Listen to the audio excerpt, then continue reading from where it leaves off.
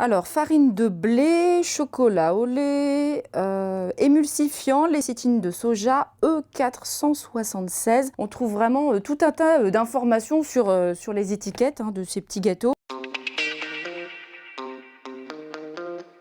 En fait, c'est une exigence de l'Europe qui demande ces informations sur l'ensemble des produits qui sont commercialisés dans le continent.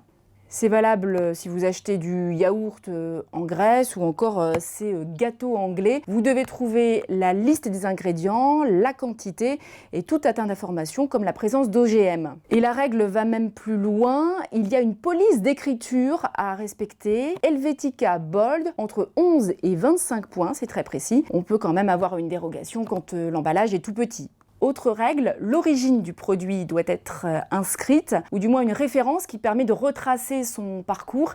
Ça permet notamment de rappeler des lots s'il y a des problèmes sanitaires qui sont signalés.